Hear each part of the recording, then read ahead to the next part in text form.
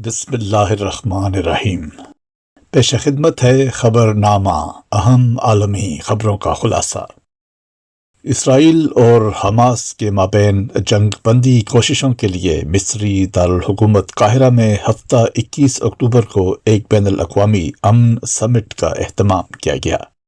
7 اکتوبر کو دہشت گرد قرار دی گئی فلسطینی تنظیم حماس کے اسرائیل پر حملے کے ساتھ شروع ہونے والی جنگ کو اب 2 ہفتے ہو گئے ہیں اور اس دوران دونوں طرف 5,500 سے زائد انسانی ہلاکتیں ہو چکی ہیں اور اسرائیل کے جوابی فضائی حملوں سے غزہ میں وسیع تر تباہی بھی ہوئی ہے۔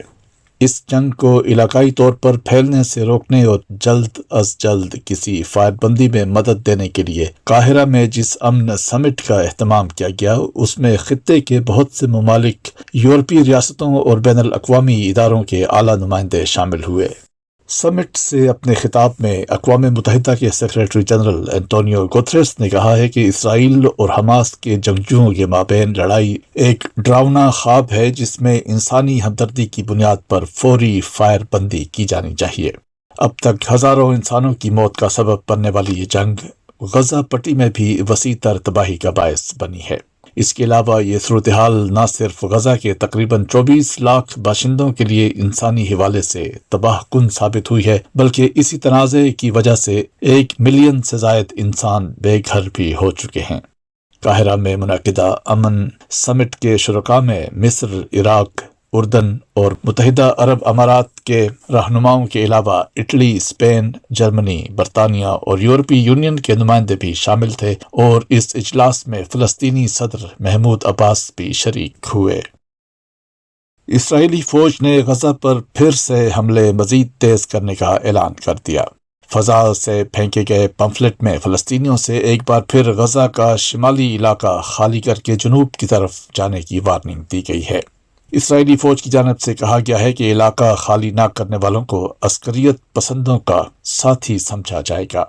غزہ پر بمباری سے تباہی کے بعد اسرائیل نے مغربی کنارے پر پہلا فضائی حملہ کیا اور جنین پناہ گزین کیمپ میں مسجد کو نشانہ بنایا جس میں 2 افراد شہید اور متعدد زخمی ہو گئے۔ رپورٹس کے مطابق 24 گھنٹوں میں اسرائیلی بمباری سے غزہ میں مزید 248 فلسطینی شہید اور سینکڑوں زخمی ہوئے ہیں۔ 2 ہفتے سے جاری حملوں میں شہید فلسطینیوں کی تعداد 4,500 سے زیادہ ہو گئی ہے۔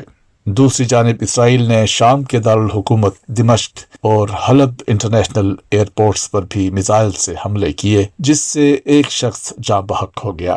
غیر ملکی میڈیا کے مطابق حملوں کے باعث ایئرپورٹس پر فضائی سروس معطل کر دی گئی اور پروازیں لتاکیہ ایئرپورٹ کی طرف موڑ دی گئیں۔ اسرائیلی فوج کا کہنا ہے کہ حزب اللہ لبنان کو جنگ میں دھکیل رہا ہے۔ ایک بیان میں اسرائیلی فوج نے کہا کہ حزب اللہ کے بڑھتے حملوں سے لبنان کو جنگ میں دھکیلے جانے کا خطرہ ہے۔ لبنان کو جنگ میں دھکیلنے سے کچھ حاصل نہیں ہوگا بلکہ بہت کچھ ہاتھ سے نکل جائے گا۔ دوسری جانب امریکی وزیر خارجہ اینٹونی بلنکن نے لبنان کے وزیر اعظم سے اسرائیل لبنان سرحدی کشیدگی پر گفتگو کی۔ اسٹیٹ ڈپارٹمنٹ کے مطابق امریکی وزیر خارجہ نے کہا کہ واشنگٹن سمجھتا ہے لبنانی مسلح افواج انٹرنل سیکیورٹی فورس لبنان کے استحکام کی واحد قانونی ضامن ہیں۔ امریکی وزیر خارجہ نے لبنانی وزیر اعظم نجیب مکاتی سے لبنانی عوام کی حمایت کا اعادہ کیا۔ اینٹونی بلنکن نے کہا کہ حماس اسرائیل تنازع میں لبنان کو گھسیٹنے سے لبنانی عوام پر اثر پڑے گا۔ کینیڈا نے بھارت سے اپنے 41 سفارتکاروں کو واپس بلا لیا۔ کینیڈا نے یہ فیصلہ ان الزامات کے درمیان کیا ہے کہ وینکوور کے قریب ایک سکھ علیحدگی پسند رہنما کے قتل کے پیچھے بھارت کا ہاتھ ہے۔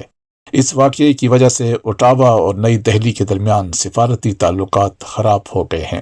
یہ معاملہ دونوں ملکوں کے درمیان بڑھتی ہوئی سفارتی کشیدگی کے درمیان پیش آیا ہے جب اوٹاوا نے نئی دہلی پر وینکوور کے مسافات میں ایک گردوارے کے باہر ایک سکھ علیحدگی پسند رہنما کے قتل میں ملوث ہونے کا الزام لگایا۔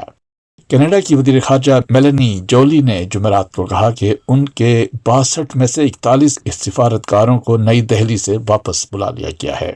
ان سفارتکاروں کے ساتھ ان کے 42 لواحقین بھی واپس آ گئے ہیں جبکہ کینیڈا کے 21 سفارتکاروں کو سفارتی استثناء دی گئی ہے جو بھارت میں ہی رہیں گے۔ یہ تھا اہم عالمی خبروں کا خلاصہ، مطبوعہ روزنامہ الفضل انٹرنیشنل، منگل 24 اکتوبر سن 2023، صفحہ 8۔